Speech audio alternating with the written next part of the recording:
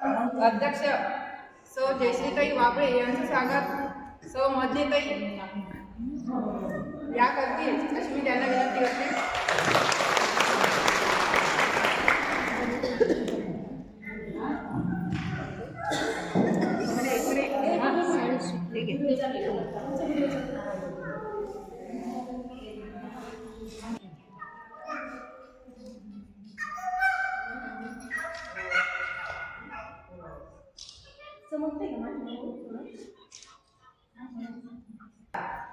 खजिनदार उपाध्यक्ष सुनीताताई घोरे करतील अशी मी त्यांना विनंती करते.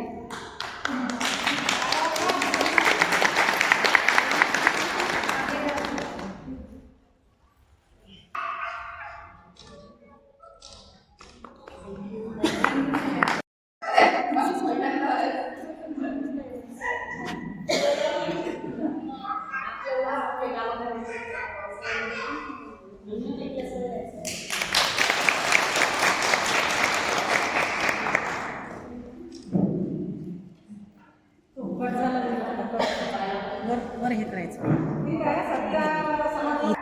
मार्गदर्शन करणार आहे.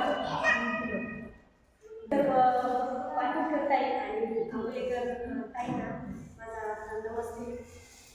सर्वप्रथम मी तुमचे खूप आभार व्यक्त करते की तुम्ही मला या ठिकाणी येण्याची संधी उपलब्ध करून दिली आणि तुमच्या सगळ्या भगिनी ह्याच्या सोशल मीडियाच्या माध्यमातून मला बघत होत्या, मला ऐकत होत्या. तर प्रत्यक्ष तुम्हाला भेटण्याची संधी मिळाली. तो क्षण खरंच अविस्मरणीय आहे. उपस्थितीबद्दल ताई विषय तो असा एक महत्त्वाचा विषय आहे. तेवढं वेळेचं नाही आल्या त्यांना 40 वर्ष झाले आपल्यासोबत. आपल्या अंगणवाडी सेविकांचा हा प्रकल्प सुरू होऊन साधारणतः आपल्याला 50 वर्षाचा टप्पा पार झालेला आहे. 1975 सालापासून सेवा आपल्याला झालेली. तर कुठंतरी आहे तीच परिस्थिती जैसे आहे. त्याच्यात तुमची चूक नाही, आमच्या इकडे पण तीच परिस्थिती की 10चा टाइम असेल तर 11-12लाच जे जसं साधन भेटलं ते तसं कोणी मोटरसायकलवर, कोणी गाडी लागली, कोणी हात करून अशा पद्धतीने येत असतात. परंतु एक तुमच्या कोणाच्या शाळा मराठी शाळेच्या जर संपर्कात असतील जिल्हा परिषदच्या तर त्या अंगणवाडी सेविकांना निश्चितच वेळेचं महत्त्व माहीत असेल असं मला तरी वाटतं. कारण तिथले शिक्षक लोक हे वेळेचं 7ला शाळा असेल तर 7ला शाळा आणि ज्या सुटण्याचा पण टाईम तोच असतो तर तोच पाळणार. त्यांच्याकडे टाईमला खूप महत्त्व आहे कारण त्यांचे त्यांचं पद पण तसंच. आपलं काय झालं नेमकं पहिल्या काळापासून तुझा मिळतो अशी परिस्थिती आहे आणि त्याच परिस्थितीत म्हणजे अपवादात होतच नाही महाराष्ट्रात. सगळीकडे सेम परिस्थिती आहे अपवादात. तुमच्या इकडे सारखी आमच्या इकडं पण वेळेचं महत्त्व अजिबात नाही. पण आपल्याला थोडं बदलायचं आहे आणि आपल्या बाबतीत बदल घडवायचा आहे. त्यामुळे आपल्याला आता वेळेचं महत्त्व पाळावं लागणार आहे. कारण की जे 30-40 वर्ष होत आले आपल्या भगिनी बघितल्या आपण आता रिटायरमेंटला आहे एप्रिल महिन्यामध्ये. तर म्हणजे अख्खं आयुष्य घालून शेवट रिटायरमेंट आली तरी परिस्थिती जैसे काहीच बदल नाही. त्यामुळे ही परिस्थिती बदलण्यासाठी आम्ही स्वतःला एवढी शिस्त लावून घ्यावं लागेल. तुम्हाला निदान वेळेची तरी लावून घ्यावं लागेल. कारण जर चतुर्थ श्रेणी कर्मचारी जर आपल्याला दर्जा मिळवायचा असेल किंवा आपल्याला कायमस्वरूपी कर्मचारी व्हायचा असेल तर वेळेचं बंधन पाळावं लागेल आणि काही राष्ट्रीय नियम पाळावं लागेल. आता शिक्षणाचा मुद्दा आहे तर ग्रॅज्युएशन लागणार आहे जिल्हा परिषदला. तर ह्याच्या पद्धतीने आपण होईल शिक्षकांनी नापास आहे की 12वीपर्यंतच आहे तर मग आम्हाला ग्रॅज्युएट करावा लागेल का? तसं काही नाही. आता जर नवीन भरती होणार आहे ती ग्रॅज्युएशन बेस सध्या 12वी बरोबर त्यानंतर नवीन भरती ग्रॅज्युएशन बेसवरच केली बघा. आणि आता तुम्ही बघताय की मला त्यामुळे राहील शिक्षणाचा प्रश्न. तर नवीन भरतीसाठी तो स्कूल असेल त्यांचा अनुभव विचार करावा. म्हणजे आता त्यांचा उच्च नाव असेल त्या रिटायरमेंट झाल्या 7वी पर्यंत शिकलेले आहे तर त्यांना जिल्हा परिषदला जोडता येईल. त्यांचा शिक्षणाचा क्रायटेरिया स्थगित केला जाणार आहे. त्यांचा अनुभव काय त्यामुळे त्यांना सध्या तरी शिक्षणामध्ये सूट दिली. म्हणजे आता आता सेवेत 30-35 वयाच्या आहेत माझ्या वयाच्या आहेत तर त्या काही शिक्षण चालू ठेवा. मी सुद्धा गेल्या वर्षी माझं पोस्ट ग्रॅज्युएशन डिग्री पूर्ण दिलेली आहे. त्यामुळे शिक्षणाला कोणत्याही वयाचं बंधन नसेल. शिक्षण कधी खायचं तुम्ही सुरू ठेवा. बाहेर YCM युनिव्हर्सिटीमधून ॲडमिशन घेऊ शकता काय हरकत. तर शिक्षण चालू ठेवा. कारण आता मोठी सेविका जर तुम्हाला व्हायचं असेल तर आपण गेल्या वर्षी टेस्ट टाकली होती 12वी पास आहे आणि वयाच्या 55 पर्यंतच्या त्यांना परीक्षा देता यावी असं आपण याची दाखल केली होती मुळाकडे आणि जे होते कैलास वगैरे यांनी पुन्हा 20 पाणीपत्रक सादर केलं आणि आम्ही जे तृतीय श्रेणीतलं पद आहे अधिकारी वर्ग 3चं पद आहे त्यामुळे आम्ही 12वी पास व्हायला घेणार नाही असा नकार कळविला आहे. आता मग त्यांनी ग्रॅज्युएशन शिक्षणाची अट काय केली वयाबाबतचा थोडा संभ्रम आहे. वय 50 वर्ष पूर्ण सांगितलंय तर ते आता काही वर्ग पुन्हा म्हणताय की 10 वर्ष तरी त्यांची सेवा झाली पाहिजे. या नियमाप्रमाणे 45 वर्षांनी सांगितले. आता आपण पुन्हा लढतोय 50 पर्यंत तरी कळलं कारण की तुम्ही ज्या महिला यांनी खूप आयुष्यामध्ये तेवढं कष्ट केले तेवढी सेवा दिली त्याच्यामुळे तुमचा अधिकार आहे त्या जागेवर. ज्या नवीन मुली लागल्या तर आमच्यासाठी आम्हाला झाले 9-10 वर्ष 11 वर्ष त्यांनी 20-30 वर्ष सेवा दिली त्यांच्यासाठी वाईट करायचा अधिकार आहे कारण त्यांनी जास्त सेवा दिली. त्यामुळे त्यांच्यासाठी आपली नंतर हे की बाबा नाही 55 तुमची सेवा तरी 2-3 वर्ष ॲटलीस्ट 50 तरी वेळ करा असं मुख्य सेविका संदर्भात आपली याचिका आता सगळ्यांनी कोर्टात कळवली आहे. तर जूनमध्ये त्याचा येऊन जाईल आणि शिक्षणाची वाट होईलच. हा झाला शहरी भागात ग्रामीण व्यक्तीचा काही अडचण ग्रामीण भागातून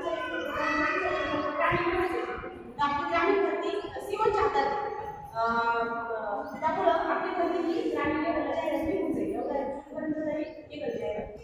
त्यामुळे सुपरवायझर भरतीचा पण काही प्रश्न नाही. तसेच संघटना ही आईबाबासाठीच असते. तुम्ही बघता की आतापर्यंत 40 वर्षापासून आपल्याला आपली नवीन संघटना करण्याचा उद्देशच नाही. आपल्याला काय असं उत्स्फूर्त केलं आपण पदार्थांचं करा इकडे जा तिकडे जा आपण आम्ही सुद्धा अगोदर संघटनेत असतो परंतु कुठंतरी एक मला कळलं की आपल्याला कशा प्रकारचा अन्याय केला जातो कशा प्रकारे आपल्याला लुटलं जातं आणि कशा प्रकारे आपला वापर केला जातो. ही गोष्ट जेव्हा मला ठीक झाली तेव्हा मला म्हणजे आपल्या संघटनेचं उदय देखील झालाय किंवा आजपर्यंत आपण तेच केले आता इथून पुढे आपण तेच केलं तर आपली परिस्थिती कधीच बदलणार ही गोष्ट माझी म्हणून त्याच्यामुळे मी थोडंसं परिवर्तन करायला सुरुवात केली आणि थोडं व्हिडिओच्या माध्यमातून सगळ्या मुलांना एकत्र केलं कारण आपल्या भरपूर महिला थोड्याशा अडाणी आहेत कमी शिकलेल्या आहेत आदिवासी भागात आपली जास्त तांड्यावर शाळा आहे त्या खूप विखुरलेल्या अवस्थेत म्हणून पहिल्यांदा त्यांना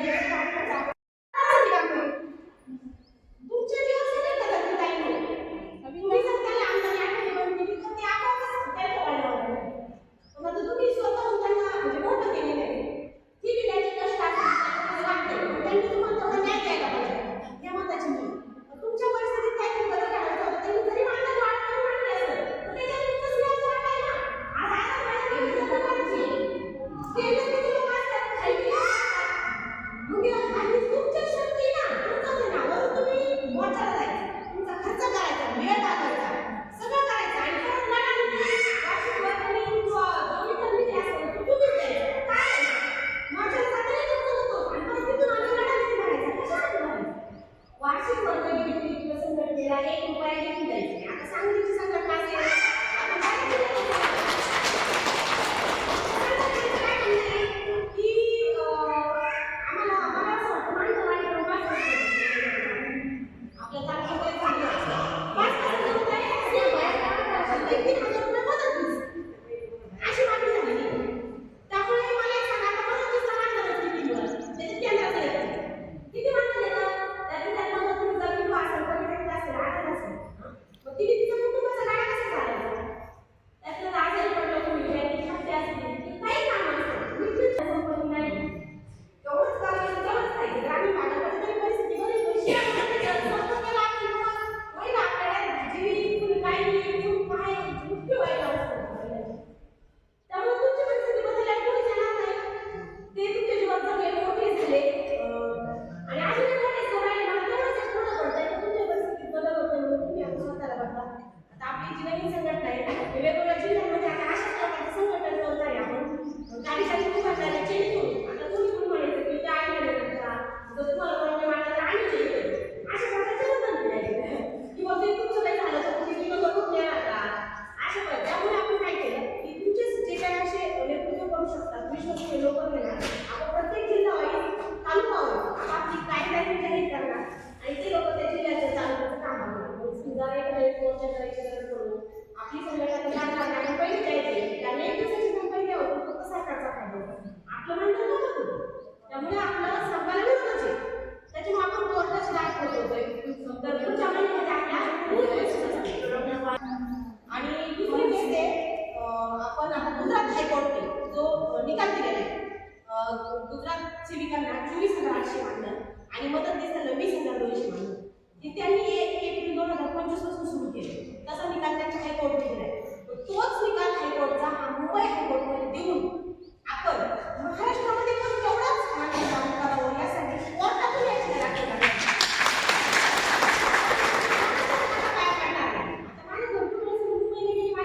निदर्शनास आलं की महिलांना आपण जातो याच्या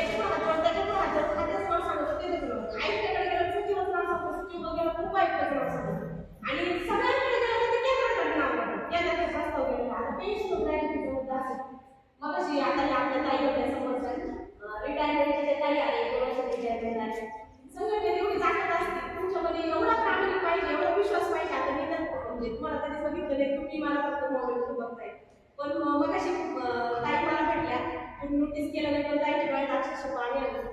मला पण म्हणजे माझी भविष्याची परिस्थिती ताईने आज वेळ उद्या माझ्यावरती वेळ माझ्या प्रत्येक ताईवरही वेळ जर आयुष्याची 30-40 वर्ष जर ऍक्सिडेंट द्यायची आणि जर भविष्य अंतरातच असेल तर काय उपयोग आहे आपल्या गोष्टीचा आपलं जीवनच व्यर्थ गेलं म्हणायचं.